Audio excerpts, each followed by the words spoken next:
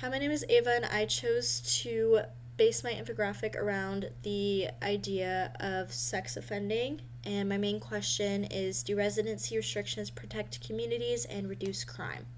If I'm looking off to the side, I'm just referencing my infographic. I thought this was important because these laws are designed to improve public safety, especially children.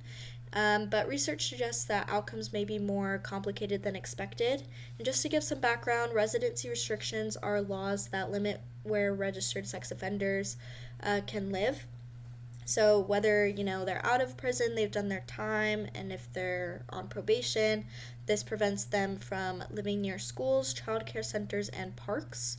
And this is because the goal of these policies is to reduce risk of offending by limiting potential access to potential victims. And in Arizona, this is part of a broader system that includes monitoring and registration, which is the idea that tracking offenders' locations will overall make communities safer. These laws became common in the 1990s and early 2000s, and this was a time where there was growing public safety about crimes against minors. So many states around this time began passing stricter laws, and it spread quickly around the US. However, effectiveness was limited as the information just wasn't as strong. It was a new thing that they were going through. So while intention was strong, supporting evidence wasn't fully developed yet.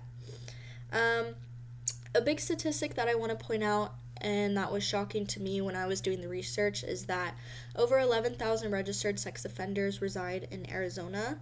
This was shocking to me just because, I've grown up here, and I'm sure a lot of other people in this class live in Arizona, so it's just a big number to kind of wrap your head around, So moving on, as more and more research has come out, and we have learned that while these rules do help law enforcement monitor offenders, they actually do have a number of negative effects on the offenders themselves. And one to mention is the reduction of housing options. So, and I just wrote as a little note that this is especially prevalent in urban areas where restricted zones overlap. So that's an issue that many offenders face, and this also leads to homelessness. And as we know, homelessness affects a person's reintegration into society, so that makes that less successful, and in turn increases possible recidivism. So yeah, housing options not great. So going into the pros and cons, this is a very controversial topic as there are strong arguments for both sides. I myself am kind of like in the middle. So, supporters believe restrictions help protect the community and children by reducing access to high risk areas, and this in turn provides reassurance to families. Residency restrictions also support proactive policing by allowing law enforcement to monitor and manage potential risks. So, this whole thing is seen as an important preventative measure. However, research does highlight several concerns, so leaning more into the cons side now. Studies show that restrictions can, lead to housing instability and homelessness, like I mentioned previously.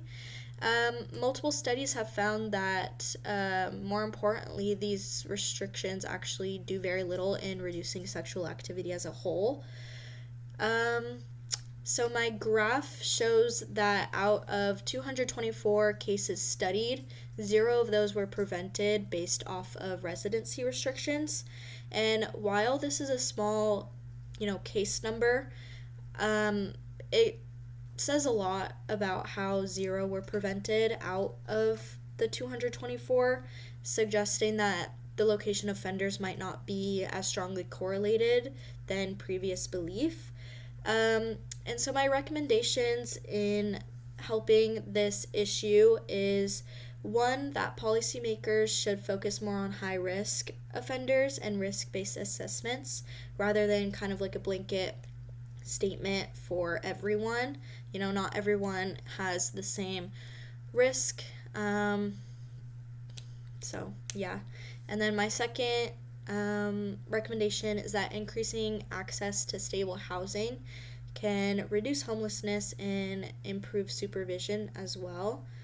And third, expanding treatment and rehabilitative programs can address underlying factors and reduce long term offending in the long run.